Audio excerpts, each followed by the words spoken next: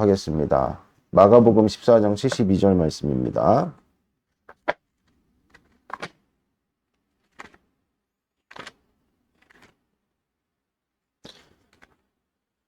마가복음 14장 74절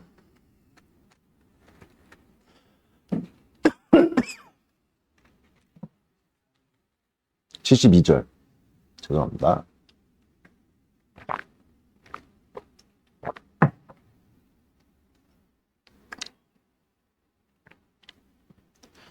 읽겠습니다. 시작. 닭이 곧 두 번째 울더라. 이에 베드로가 예수께서 자기에게 하신 말씀 곧 닭이 두 번 울기 전에 내가 세 번 나를 부인하리라 하심이 기억되어 그 일을 생각하고 울었더라. 아멘. 오늘은 말씀의 제목이 시험과 일꾼이라는 제목으로 하나님의 말씀을 같이 나누도록 하겠습니다. 예수님께서 이 땅 가운데 오신 근본 이유 혹은 목적이 무엇이냐? 우리는 이제 보통은 예수님이 이 땅 가운데 오신 일을 십자가 지신 사건으로 우리가 이해를 하죠. 그 십자가는 죄인들을 향한 하나님의 용서의 선포다. 다시 말해서 우리의 죄를 사해 주시고 우리를 구원하시기 위해서 예수님 오셨다. 이런 어떤 이해를 우리가 갖고 있지만 여러분들 신앙의 깊이를 더해 갈수록 자기중심적 사고에서 하나님 중심적 사고로 옮겨가야 되는 줄을 믿습니다. 그러니까 여러분들 하나님 중심으로 우리가 예수님이 이 땅 가운데 오신 것을 잘 마음 가운데 정의를 해야 됩니다. 그러니까 우리를 위해서는 예수님께서 이 땅 가운데 오셔서 십자가 지시고 우리를 죄에서 구원하신 일이지만 하나님 입장에서는 하나님 나라가 중요한 거예요.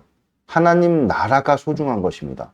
그래서 여러분들 굳이 따지자면 하나님 나라를 세우는 것이 제일 목적이고 그 후순위가 우리를 구원하시기 위함이다. 이렇게 여러분들이 정의하시는 것이 좋습니다. 그러니까 여러분들 우리가 아무리 이웃끼리 사랑해도 하나님 사랑이 없으면 그것이 허무한 것이고 그것은 거짓이죠. 하나님 사랑, 그 다음 무엇입니까? 이웃 사랑이에요. 물론 하나님을 사랑하게 되면 동시에 이웃을 사랑하게 되어져 있죠. 그러니까 이건 동전의 양면과도 같이 붙어 있는 것이지만 굳이 순서를 따지자면 이 땅 가운데 예수님께서 오신 제일 목적은 하나님이시다. 이것을 여러분들이 분명하게 마음에 새기시는 복된 축복이길 바랍니다. 그 이유가 바로 우리 인간들이라는 것입니다. 그래서 예수님은 하나님을 가장 사랑하시고 예수님은 예수님의 순종은 하나님의 뜻이 최우선이다. 이것을 여러분들 분명하게 마음에 새기시는 복된 축복이길 바랍니다. 그러니까 이 땅 가운데 예수님께서 오신 제일 첫 번째 목적은 무엇이냐? 하나님 나라를 세우시기 위함이다. 아멘. 그래서 이 십자가는요, 또한 예수님께서 우리 인간을 지극히 사랑하시죠. 그래서 인간을 사랑하시고 불쌍히 여기시고 심지어는 이스라엘 백성들을 향해서 암탉이 그의 새끼들을 날개로 품은 것 같이 내가 너희들을 품기 위해서 얼마나 애를 썼냐 하시면서 예루살렘을 보시면서 눈물을 흘리실 정도로 동정심이 참 많으신 분이셨다. 그런 일들이 복음서에는 여러 기록이 되어져 있습니다. 그런데 무엇보다도 이 땅 가운데 예수님께서 행하신 모든 행적의 근간은 하나님 사랑이에요. 하나님을 지극히 사랑했다. 그래서 예수님이 십자가 지심이 아무 죄가 없는데 지시는 거잖아요. 우리는 인생을 이렇게 살면서 누군가 조금이라도 내 마음에 상처를 준다거나 마음에 안 드는 이야기나 행동을 했을 때 상당히 언짢죠. 그렇죠? 무엇보다도 억울함을 견디는 것을 사람들이 잘 하지를 못합니다. 예수님께서도 이 땅 가운데 사람으로 오셨어요. 십자가의 일이 얼마나 여러분들 인간적인 측면으로 볼 때 억울한 일입니까? 이게 감당하기가 쉬운 일이 아닙니다. 겟세마네 동산에서 이것을 감당하기 위해서 인간적인 수고와 노력을 무엇으로 표현했어요? 땀이 핏방울이 되는 것으로 표현을 했죠. 그만큼 예수님께서 쉬운 일을 감당하신 일이 아니죠. 그럼에도 불구하고 예수님께서 100% 자원한 의지를 가지고 순종하신 것입니다. 그러니까 하나님의 그 뜻을 기뻐하셨다는 것이죠. 아멘. 근데 이런 하나님의 뜻을 기뻐하여서 100% 의지로 하나님 앞에 순종을 올려드릴 때 하나님께서는 영광 받으시는 줄을 믿습니다. 아멘. 게다가 예수님께서 하나님의 복되신 뜻을 순종하셨는데 하나님의 그 복되신 뜻의 주제가 뭔가를 봤더니 죄인들을 용서하시는 하나님의 자비예요. 그러니까 하나님께서 언제 가장 큰 영광을 받으시느냐? 당신의 성품이 이 땅 가운데 발현되어질 때. 아멘? 하나님은 자유로운 분이십니다. 그래서요, 여러분들 우리의 순종이 자유롭지 못하면 하나님을 표현할 수가 없습니다. 아멘? 예수님은 차분한 심령으로 하나님을 지극히 사랑하셔서 자유로운 가운데 선택하셔서 십자가 지신 거예요. 첫 번째 조건은 충족이 됐죠. 두 번째가 무엇입니까? 하나님의 크신 자비를 이 땅 가운데 표현한 것이 무엇이냐? 그것이 십자가다. 할렐루야. 그럴 때 주님께서 가장 큰 영광을 받으신다. 무슨 얘기냐? 예수님이 십자가를 지시는 그 순간에 하나님의 영광이 이 땅 가운데 가장 크게 빛났다. 하나님의 영광을 여러분들이 무엇으로 설명을 할 것입니까? 하나님의 영광은 하나님의 하나님 되심이죠. 하나님의 그 본질이 나타나는 것이죠. 예수님만큼 하나님의 그 본질을 크게 나타낸 그런 역사적 인물이 있습니까? 또 역사적인 사건이 있습니까? 없죠. 100% 자원한 심령으로 기뻐하면서 하나님의 이 땅을 향한, 그러니까 여러분들 십자가라는 것은 우리가 아브라함의 예를 통해서도 알 수 있듯이 우리 인간의 죄를 사하시기 위해서 하나님께서 그 독자를 아끼시지 않은 겁니다. 우리가 자녀를 가진 입장에서 아브라함이 어떻게 이삭을 바칠 수 있었을까? 야, 그것은 도무지 사람이 할 수 있는 일이 아니다. 맞습니다, 여러분들. 아브라함의 그 순종은 무엇을 표현한 것이냐? 하나님께서 이 땅의 죄인들을 용서하시기 위해서, 그 자비를 베푸시기 위해서 독자를 아끼시지 않은 그 심정을 아브라함이 표현했기 때문에 여러분들 아브라함을 믿음의 조상이라는 것이죠. 아멘. 할렐루야. 그러니까 예수님이 십자가 지실 때 얼마나 큰 하나님의 크신 영광이 이 땅 가운데 드러나는 것입니까? 그러니까 하나님의 영광이 가장 크게 이 땅 가운데 빛났을 때가 언제냐? 예수님께서 십자가 지셨을 때다. 이것을 여러분들이 분명하게 마음에 새기시는 복된 축복이 있길 바랍니다. 아멘. 그리고요, 여러분들, 이 십자가라는 것은 앞서 제가 말씀드렸죠. 예수님께서 이 땅 가운데 오신 근본적인 목적은 하나님 나라를 세우기 위함이다. 그러니까 이 십자가는요, 여러분들 우리의 죄를 사하는 어떤 그런 일들로 시작되지만 궁극적으로는 이 땅 가운데 하나님 나라가 세워져야 되는데, 하나님 나라가 어디 세워집니까? 저기 미국에 세워집니까? 아니면 뭐 한국에 세워집니까? 어떤 뭐 이단은 저 과천에 세워진다고 그렇게 뻥을 치면서 거짓으로 사람들을 미혹하던데요. 여러분들 하나님 나라가 세워지는 곳은 사람이에요. 아멘? 사도 바울이 뭐라고 이야기를 하느냐? 너희가 바로 성령 하나님이 거하시는 처소다. 이렇게 고린도 전서 3장 16절에 분명하게 밝히고 있는 것이죠. 할렐루야. 그러니까 예수님께서 이 땅 가운데 오셔서 십자가 지심은 바로 하나님의 나라가 설 수 있는 터를 마련하는 것이었다. 이 일을 본래 누가 했습니까? 다윗이 했어요. 그래서 예수님이 누구의 후손으로 오셨어요? 그러니까 다윗의 후손으로 오신 것입니다. 할렐루야. 아멘. 근데 다윗이 시편에서 보면 예수님도로 주님이라 그러죠. 그러니까 우리 예수님은 태초로부터 지금까지 이 세계가 있기 전부터, 영원 전부터 우리 하나님과 함께 계셨다. 할렐루야. 아멘. 어찌됐든 다윗의 후손으로 오셨다. 그게 무슨 뜻이냐? 다윗이 이룬 그 일을 완성하러 오셨다. 이것을 여러분들 분명하게 마음에 새기시는 복된 축복이 있길 바랍니다. 다시 돌아와서 예수님께서 이 땅 가운데 오셔서 십자가 지신 사건의 의미가 무엇이냐? 바로 하나님 나라가 임하는 터를 만드는 것이다. 터를. 그러니까 여러분들 하나님 나라가 임한다는 것은, 하나님 나라가 무엇입니까? 성부 하나님 계신 곳이잖아요. 할렐루야. 성자 예수님 계신 곳이 하나님 나라예요. 그러니까 하나님이 이 땅 가운데 거하실 조건이 뭐겠습니까? 일단은 죄가 없어야 되는 겁니다. 아멘? 죄가 없어야 되는 거예요. 그러니까 우리를 구원하시기 위해서 예수님이 십자가 지시기 전에 예수님의 가장 근본적으로 십자가 지신 목적이 무엇인가를 봤더니, 그러니까 우리의 죄를 없애는 것으로만 여러분들 만약에 십자가가 의미 있다면은 하나님의 뜻이 아닙니다. 아멘? 어디까지 가야 되냐면, 왜냐하면 그것이 하나님의 근본 뜻이기 때문에 하나님의 나라가 이 땅 가운데 서야 되는 거예요. 아멘? 그러니까 예수님이 십자가를 지셔서 우리의 죄를 사하셨다면 동시에 이제 우리는 어디로 나가야 되는 것입니까? 하나님이 거하실 처소가 돼야 되는 거예요. 할렐루야? 이것을 여러분들이 분명하게 마음에 새기시는 복된 축복이 있길 바랍니다. 아멘? 다시 한번 말씀드리지만 하나님께서 거하실 조건은 딱 한 가지. 무엇이냐? 거룩해야 되는 거예요. 아멘? 좁아도 되고 넓어도 되고 여러분들 좋아도 되고 나빠도 되고 뭐 재료가 뭐 고귀한 것이든 뭐 나쁜 것이든 질그릇이든 금그릇이든 은그릇이든 동그릇이든 어떻게 해야 된다? 깨끗해야 된다. 깨끗해야 된다. 예수님께서 이 땅 가운데 오셔서 십자가 지셔서 우리의 죄를 사하심은 우리를 어떻게 하시기 위해서? 정결하시기 위해. 왜 정결하게 하십니까? 하나님이 거하셔야 되기 때문에. 할렐루야.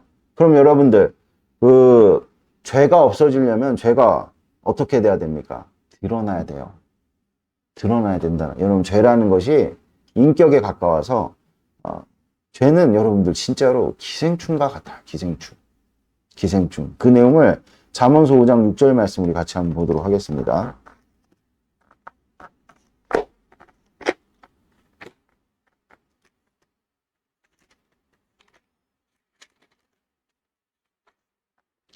읽겠습니다. 시작. 그는 생명의 길을 찾지 못하며 자기 길이 든든하지 못하여도 그것을 깨닫지 못하느니라. 아멘.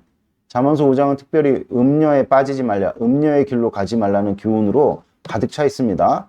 주제 자체가 음녀의 길을 따르지 말아라. 근데 그 길에 들어선 자들이 여러분들 오늘 보니까 오늘 6절에 뭐라고 이야기합니까? 깨닫지를 못한대요. 깨닫지를 못한다. 죄가 이렇게 자기 기만을 일으킵니다, 여러분들. 아멘? 우리 스스로를 기만하는 것이 죄예요. 죄는 속이는 것입니다. 죄는 숨어드는 것이에요. 아멘? 그래서 죄에 한번 빠지게 되면 깨닫지를 못해요. 우리가 깨닫는다 그러면 내어 쫓겠죠. 깨닫지를 못한다. 이 사실을 여러분들이 마음에 새기시는 복된 축복이 있길 바랍니다. 그러니까 여러분들이 죄와 결탁해서 계속 죄를 종용하는 존재가, 그러니까 죄의 조종을 당하는 존재다, 이렇게 이야기를 해도 되겠어요? 누굽니까? 사탄이죠. 마귀죠. 그럼 마귀와 사탄이 하는 일들이 무엇이냐? 여러분들 우리가 인생을 이렇게 살면서 고난이라든지 고통을 당하잖아요. 왜 그렇습니까? 죄의 결과는 사망이기 때문에 그 사망, 죽음 아래 모든 고통과 아픔과 슬픔이 여러분들 놓여져 있는 것이죠. 그러니까 우리는 그 죽음의 증상들을 이 땅 가운데서 겪는단 말입니다. 아멘? 그런데 여러분들 왜 이러한 증상들을 겪게 되느냐? 여러분 우리가 만약에 생각을 해보세요. 저 신호등을 지금 우리 창문 밖에 신호등이 이렇게 있는데 우리가 시각이 이렇게 가려졌다 그러면 차가 이렇게 쌩쌩 다니는데 우리가 그냥 거기를 교차로가 아니죠. 뭐라 그러죠, 저기를? 횡단보도를 생각이 안 나요. 횡단보도를 눈을 감고 한번 걸어가 본다고 생각해요. 엄청나게 많은 어떤 고통과 아픔을 우리는 겪게 되겠죠. 그러니까 우리가 여러분들 다치지 않으려면 어떻게든 눈을 떠야 되는 겁니다. 그러니까 이 세상에는 히브리서 11장 3절 말씀에 기록된 바는 이 모든 나타난 것이 보이지 않는 것으로 말미암는다 그랬어요. 그런데 이 보이지 않는 것에 대해서 사탄이 우리의 눈을 가렸다는 것입니다. 그러니까 이 세상의 모든 어떤 결과가 보이지 않는 데서부터 시작되면은 그것을 볼 수 있는 눈이 있다 그러면은 여러분들 우리가 불로 고통을 당하거나 불로 고난을 당하지 않겠죠. 그런데 그것을 볼 수 없고 그것이 가리워졌고 그래서 인간이 죄를 범했을 때 여러분들 영안이 상실되면서 뭐가 강화가 됐다 그럽니까? 육안이 강화가 됐다 그래요. 육안이. 우리의 육체가 여러분들 힘을 발휘하기 시작했죠. 육체는요 영혼의 시녀가 돼야 됩니다. 할렐루야. 아멘. 근데 육체가 득세를 하는 거예요. 여러분들 우리가 밤이 되면 하늘에 별을 보고 싶잖아요. 그럼 어떻게 해야 됩니까? 불을 다 꺼야 돼요. 불이 너무 많이 켜져 있으면은 하늘의 별빛을 볼 수가 없습니다. 그러니까 마찬가지로 우리의 육이 너무 강해버리면은 영적인 것들을 보지를 못해요. 그러니까 세속화가 된다는 것이 무엇입니까? 우리의 육신을 사랑하고 육신에 집착하는 것이 세속화예요. 아멘?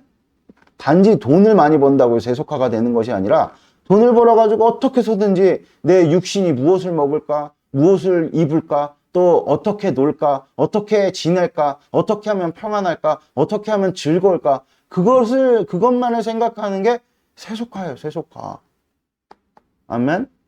이것을 여러분들이 분명하게 마음에 새기시는 복된 축복 있기를 바랍니다. 그래서 지금도 악한 마귀는 여러모로 하늘을 못 보게 해요.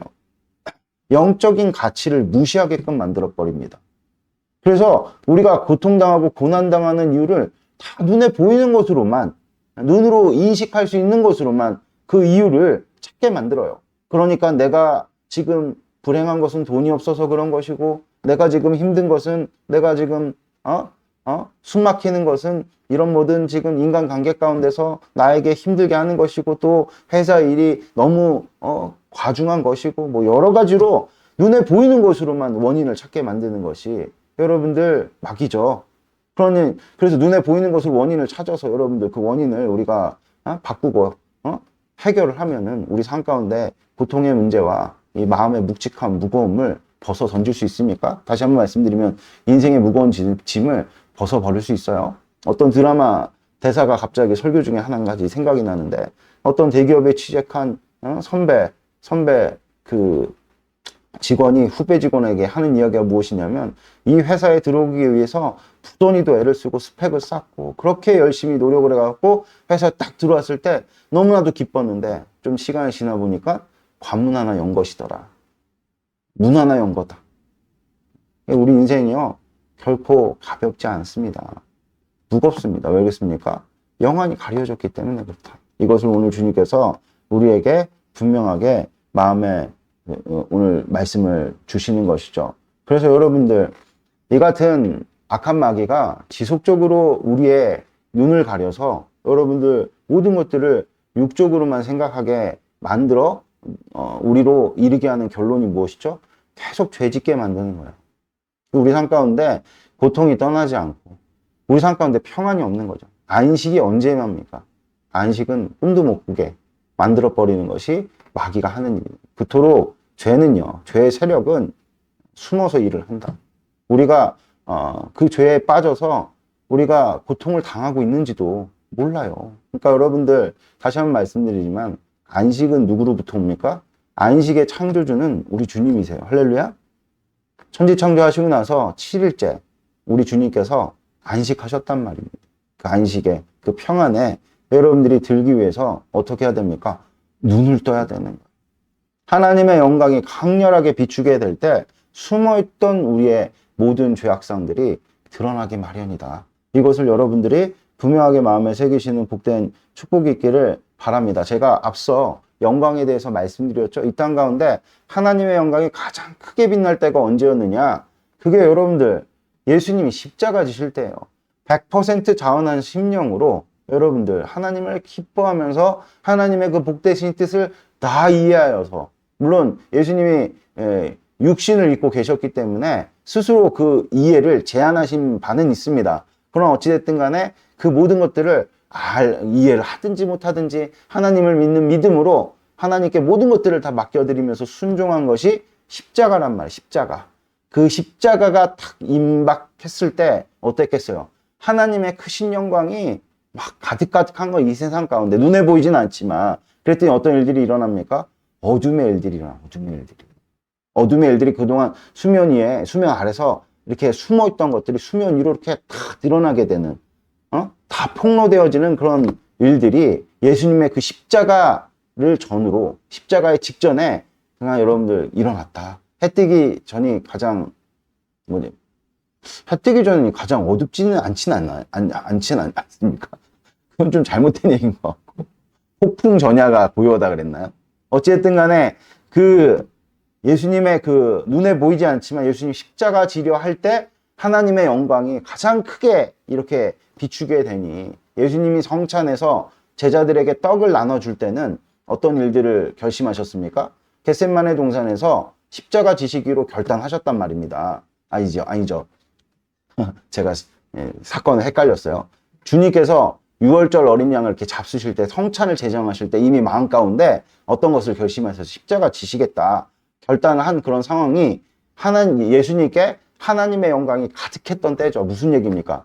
성령 하나님의 역사가 강력했던 때다. 그 십자가의 여러분들 사역도, 부활의 사역도 성령 하나님의 역사로 말미암아 이루어진 거잖아요. 인간이 이룰 수 없단 말입니다. 그래서 예수님이 하나님의 영광으로 가득 가득 채워져서 여러분들 성찬회 때 거룩한 떡을 떼서 예수님이 딱 떡을 만지니까 그 떡이 어떻게 되는 거예요? 거룩한 떡이 되는 것이죠. 그 떡을 제자들이 다 하나씩 하나씩 받을 때 어떤 일들이 벌었겠어요? 그들 가운데 숨겨져 있던 죄들이 다 깜짝깜짝 놀라면서 다 튀어나오는 거죠. 그것을 이제 우리 잠깐 보도록 하겠습니다. 요한복음 13장 27절.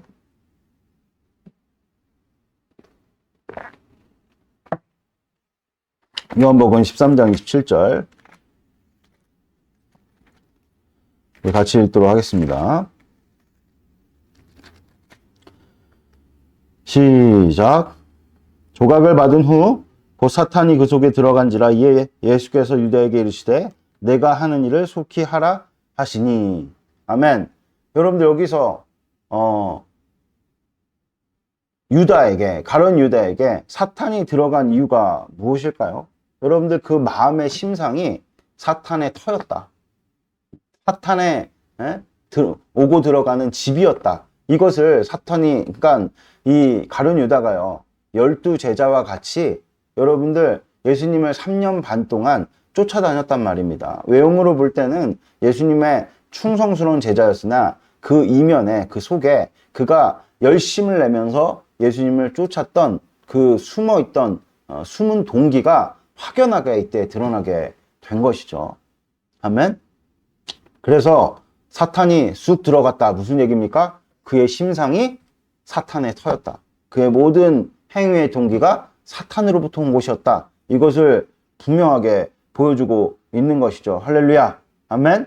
여러분들 이렇게 예수님의 영광이 가득하게 임하게 되면은 우리의 숨은 동기들이, 아멘. 우리의 인생 가운데 우리는 예수님을 믿음에도 불구하고 우리 삶 가운데 우리가 여러분들 얼마나 많은 고통과 또 얼마나 많은 고초를 겪으면서 삽니까? 근데 그 원인에 대해서 우리는 다 이렇게 육적으로만 생각을 하는데 결코 그렇지 않다라는 사실을 오늘 예수님의 십자가 사건 직전에 보여주고 있는 것입니다. 그래서 여러분들, 우리 택자들은요, 이런 어떤 거짓된 마음, 소위 말하는 사탄의 터, 사탄이 들락날락 하잖아요. 귀신들이 우리 가운데 막 들락날락 하면서 계속 거하고 있으면 알아차릴 때쯤 빠져나가 버리고 다시 들어오고 빠져나가고, 여러분들 간혹 가다가 야, 내가 왜 갑자기 이렇게 버럭 화를 내지?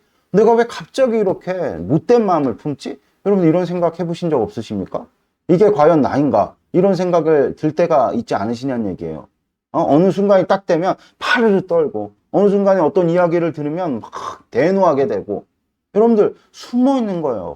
왔다 갔다 하면 숨어 있는, 우리 안에 무엇이 있는 것이냐? 사탄이 조장해 놓은, 죄와 합력하여서 조장해 놓은 터가 있는 거, 터가 있는 거. 그러니까 그것을 이제 사탄의 집이다, 사탄의 놀이터다, 이렇게 이야기를 하죠. 그 거짓된 마음이, 그 사탄의 터가 발견되면 어떻게 합니까? 우리 택자들은 회개하죠. 할렐루야? 회개할 수 있는 근본 이유가 무엇일까요? 누가복음 22장 31절 32절.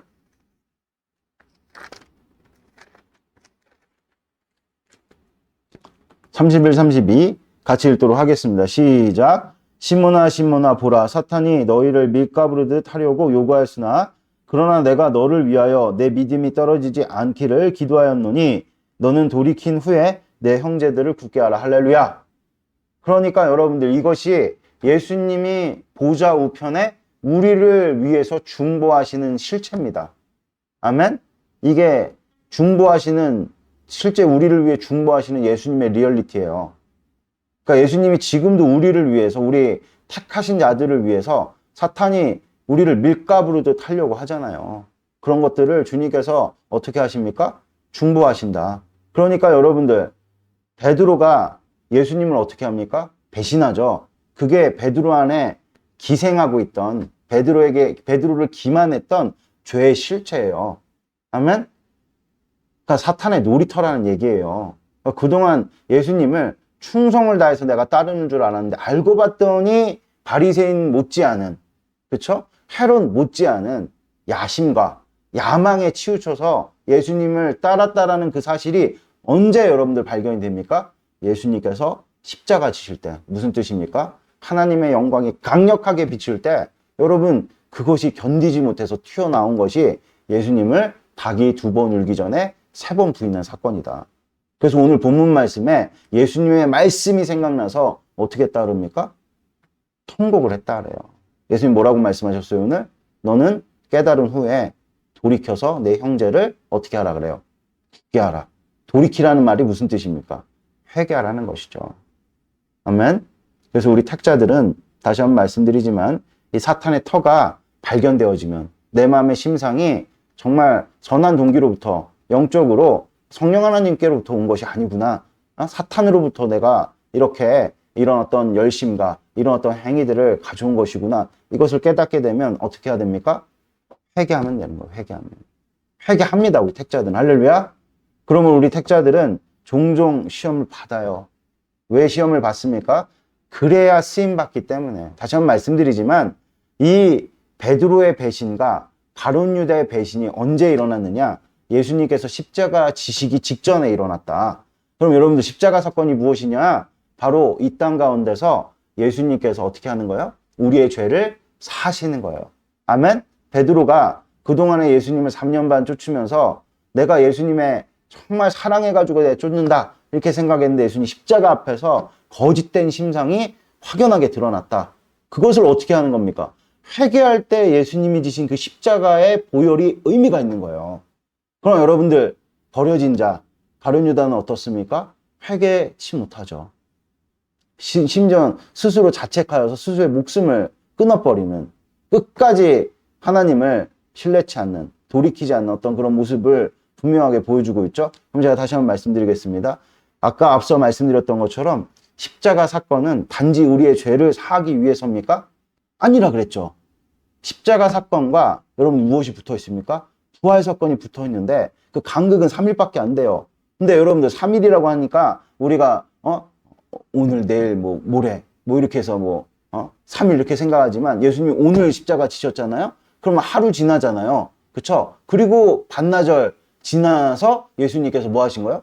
부활하신 거예요. 시간적 간극으로 치면은 우리가 여러분들 하루가 24시간이니까 이틀이 48시간이고 3일이 72시간 이렇게 생각하는데 그런 시간적 개념이 아니라 여러분들 3일이라는 것은 오늘 돌아가셨고 하룻밤 지나고 그 다음날 새벽에 주님께서 어떻게 하신 겁니까? 부활하신 거예요. 그러니까 무슨 말씀을 드리려고 하냐면 그 간극이 거의 없다고 보시면 됩니다. 십자가와 부활은 붙은 사건인데 부활하시고 나자마자 예수님께서 어떻게 하셨어요?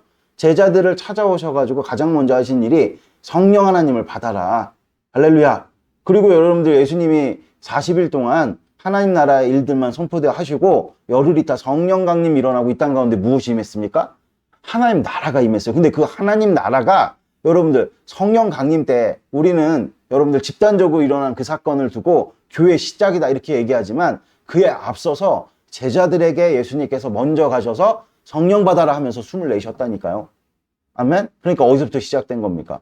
제자들로부터 시작된 거예요. 제자들로부터. 그러니까 예수님의 부활 직후부터 하나님 나라가 시작된 겁니다. 그러니까 보세요. 제가 다시 한번 말씀드리는데 왜 베드로의 배신과 가룟 유다의 배신이 십자가 직전에 일어났느냐. 여러분들 그 십자가 직전에 그 가룟 유다의 죄악과 누굽니까? 베드로의 죄악이 드러나는 그 일로 말미암아 옥석이 가려지는 거예요. 아멘? 하나님께서 옥석을 가리십니다. 할렐루야? 그러니까 우리 택자들은 시험 받아야 됩니까? 안 받아야 됩니까? 당연히 시험 받아야 돼요. 여러분들의 신앙에 여러분들 끄트머리가 가룟 유다 같다면은 얼마나 절망적이겠냔 말이에요.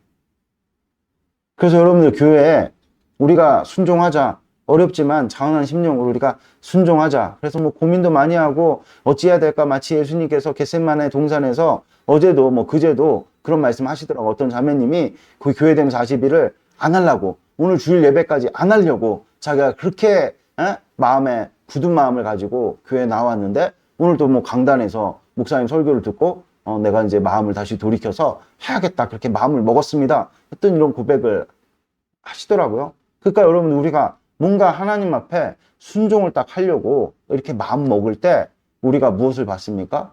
시험을 받아요. 심지어 우리가 가지고 있는 우리 안에 있는 사탄의 터가 드러납니다. 내가 왜 이러지? 내가 그 말에 그렇게까지 발끈할 일인가? 내가 그 말에 대해서 그렇게 민감하고 예민하게 생각할 내용인가? 그래서 심지어는 부부끼리 다투는 일들도 있을 수 있고, 회사에 갔는데 괜히 예민해져가지고, 그쵸? 이렇게 예민해진 게 아니라 우리 안에 하나님의 영광이 가득 비추니 막 꿈틀꿈틀 살아나는 거예요. 오늘따라 목사님 왜 이렇게 설교를 길게 하시? 제가 예전에 20일 금식할 때 열흘째 될 때 예배들이 다 승질을 부리더라고요. 어떤 목사님이 막 설교 길게, 나는 뭐 설교를 짧게 합니까? 엄청 길게 하지. 내 안에 있는 그 어떤 그런 죄된 심상이 드러나는 거예요. 드러나는 거. 드러날 때 여러분들 예수님께서 택하신 자들, 오늘도 보면 오늘 누가복음 22장 31절을 보면요, 여기에 복수로 돼. 복수로 시몬아 시몬아 보라, 사탄이 너희 택한 자들을, 할렐루야, 밀가부르듯 하려고 하지만 내가 너를 위해서 중보했으니 너는 깨닫거든 돌이켜서 너의 형제를 굳건하게 하라. 이렇게 주님께서 우리에게 말씀하심에 이 중보가 실제 여러분들 예수님 보좌 우편에 지금도 살아계신 예수님께서 우리를 위해서 중보하신다. 그래서 여러분들 우리는 때때로 무슨 일을 겪게 됩니까? 시험을 겪게 되는. 왜냐하면 옥석이 가려져야 돼. 하나님이 우리 가운데 거하실 처소를 삼으시려면, 우리를 하나님이 거하실 처소로 삼으시려면 어떻게 해야 됩니까? 우리 안에 있는 죄된 심상이 실제 예수님의 그 보혈 앞에서 어떻게 해야 됩니까? 죄 사함을 얻어야 돼요. 회개함을 입어야 된단 말이에요. 회개에 이르러야 된단 말이에요. 그럴 때 여러분, 사탄의 놀이터가 완전히 다 박살나고 오롯이 하나님이 거하실 만한 처소가 되어져서 여러분들 우리가 하나님 나라의 일꾼들로, 그래서 여러분들 12 제자 중에 유기된 자, 회개에 이르지 못한 자, 가룟 유다를 제외하고 모든 11 제자가 거기에 플러스 마띠아까지 합쳐서 12 제자가 초대교회에 초속이 되어지는, 하나님의 일꾼이 되어지는, 그래서 하나님 나라가 세워지는, 그러니까 얼마나 여러분들 12 제자의 그런 어떤 영광이 얼마나 큽니까? 실제 그래서 예수님이 제자들에게 말씀하셨던 것처럼 너희들이 나중에 백보자 심판대 앞에서 앉아서 12지파를 다 너희들이 심판하리라. 그 말씀이 여러분들 제자들에게 이루어졌어요? 안 이루어졌어요? 이루어졌다는 것입니다. 이것을 여러분들이 마음 가운데 분명하게 새기시고, 여러분들 오늘도 정말 주님께서 베푸시는 이제 교회됨 40일을 우리가 시작하려고 하니까 여러 가지로 시험되는 마음들도 있으실 것이고, 우리가 아침마다 저녁마다 또 모여가지고 공동기도문 같이 낭독하고 서로의 기도 제목 나누고 기도하자. 이게 계속 반복되어지는 패턴이니까 우리는 또 여러분들 현대인이 얼마나 이성적이고 또 합리적으로 자꾸 우리가 살려고 하는 경향이 짙잖아요. 이거 뭐하러 반복하느냐, 이거 세뇌시키는 거 아니냐, 이거 너무 율법적이다, 그런 마음이 들 거예요. 여러분들 다시 한번 말씀드릴 때, 여러분들 나하만 장군이요, 문둥병을 고치려고 엘리사를 찾아왔는데 엘리사가 뭐하라 그럽니까? 요단강에 7번에 그냥 담갔다가 물에 들어갔다 나왔다를 7번 반복하라, 이 얘기를 해요. 대노합니다. 그러니까 여러분들 나하만 장군의 심상이 드러나는 거죠. 하나님의 크신 영광이 임하니. 아니 그렇게 쉬운 일도 할 수 없으면서 무슨 우리가 회복을 바랍니까? 무슨 하나님께서 여러분들에게 뭐 수억여 원의 헌금을 내라고 하십니까? 아니면 어디 가가지고 여러분들 목숨을 걸고 무슨 미션을 수행하라고 하십니까? 뭐 대단한 일을 주님께서 우리에게 시키십니까? 그렇지 않아요, 여러분들? 우리는 엄청난 일을 바라잖아요. 우리 인생에 무슨 새로운 일이 일어났으면 좋겠고, 뭐 사업도 잘 됐으면 좋겠고, 하나님의 크신 전능하심을 맛보기를 원하면서, 아니 고작 주님께서 시키신, 가서 요단강하고 7번 그냥 몸만 담가, 아니 이걸 못 해가지고, 아니 지금 문둥병을 치유하려 왔는데, 그러니까 나하만이 그 문둥병을 치유할 수만 있다 그러면 뭐 금은보화과, 아무리 장군이래지만 금은보화 그 정도 가져와가지고 살해를 하는 게 쉽습니까? 자기의 전부를 다 가져와가지고 가장 소중한 것들을 다 내놓겠다고, 그런 심정으로 우리가 주님 앞에 서는 것일진데, 아니 고작 그거를 못한다는 것은 말이 안 되는 거예요. 그럼 뭘 할 거냔 말이에요. 뭘 할 수 있냔 말입니다. 여러분들 인생을 개선하고 여러분들 인생을 바꾸기 위해서 지금까지 노력 많이 안 하시는 거, 아니 지금까지 노력 하시지 않았어요? 공부도 해보고, 뭐, 가서 뭐, 일도 그냥 새로운 마음 가지고 뭐 열심히 의욕적으로 해보고, 그렇게 해서 잘 됐으면 오늘 와갖고 우리가 왜 회복을 바라고 은혜를 구하냔 말이요. 아멘? 그러니까 오늘 다시 한번 말씀드릴 때, 특별히, 나의 인생이 정말 하나님의 은혜가 임했으면 좋겠다 하시는 분들, 불평하지 마시고, 이게 나만 장군 옆에 있었던 꼬마 소녀가 이야기한 겁니다. 불평하지 마시고, 가셔서, 여러분들, 나만이 요단강에 7번 물을 담갔다가,